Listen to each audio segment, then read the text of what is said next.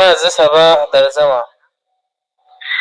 ته سبا راځې خو صبر وکړه. ما خو تا ته ووایي چې صبر وکړه، بیا به خفه یې، بیا به وایي چې ما سره مېلو نه شوه یا دوکې را سره وکړه. ستا په زړه کښې به دا شکونه ضرور را ځي، ما ته پته لګي.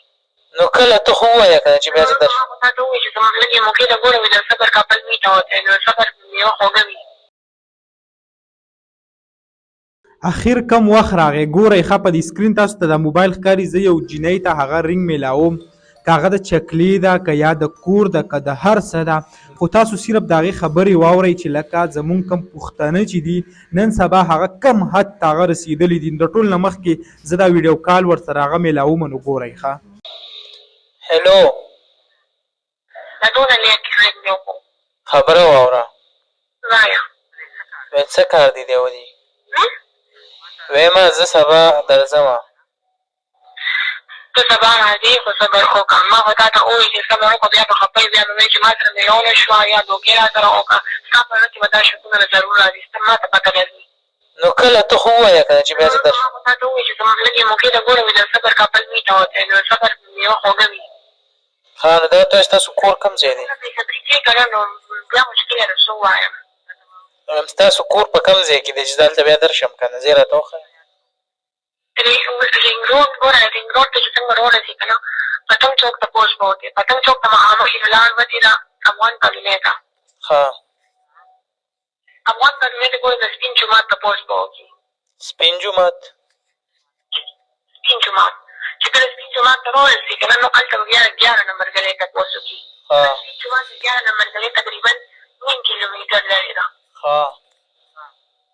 چې 9 کیلومیټر نه چې ساعت ته تللې ده، زمونږ داسې کوڅه چې خان طرف ته وځي نو سړک دی، لکه ګنډو لرې وي، او چې دې طرف ته پکې روځي نو دې طرف ته به سپین جومات ته راوتی شي. او نه څه بورډ موډ ستاسو په کور نه دی لګېدلی؟ بورډ زمونږ په کور باندې بورډ موډ نه لګېږي. زمونږ د کور یو ګیټ دی، مخکې ته یې پرې کړ دی، خواکې ورسره تور بیټ دی. یو خبره وه، ستا پلار څه نوم دی؟ هغه ما پلار نوم دی؟ ما تا ته وویلې ګلاب جان. ګلاب جان، ښه ښه. او د ورور دی؟ ماله نه راځي. د ورور نوم ته نه درځي ولې؟ نه نه، د ورور نوم زه تا ته نشم ویلی. نو په دې کښې څه دي؟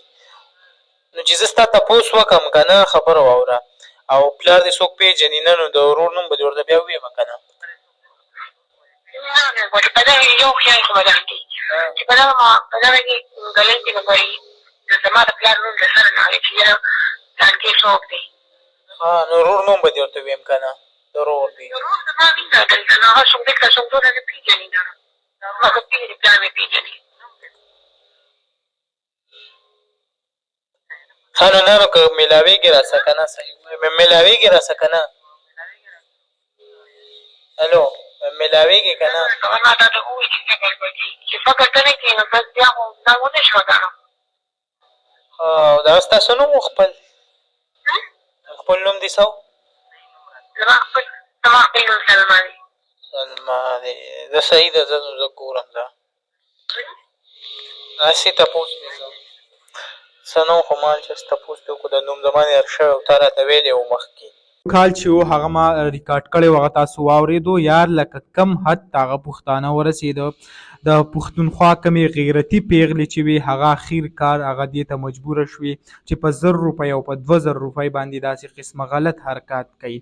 د ویډیو جوړولو بل څه مقصد نه، خو صرف او صرف تاسو ته مې دا ښوده چې زمونږ په معاشره کې پښتونخوا کې داسې قسمه کارونه چې دي هغه ورځ په ورځ باندې ډېر زیات په سیوا شوي دي، په تیزۍ سره مخ په وړاندې روانې دي، خو د بده مرغه د دې څوک مخنیوی نه کوي. یعنې هر چاته دا اپروچ کولی شي چې هغه دې ته ورسي ډېر په اسانه باندې.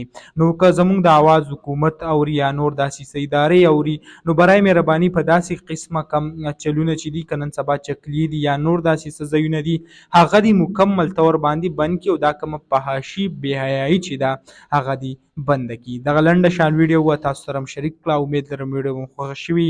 که ویډیو مو خوښه شوي ویډیو لایک کړئ، او که زمونږ په چینل نوي یئ چینل سبسکرایب کړئ د داسې نورو ویډیوګانو دپاره.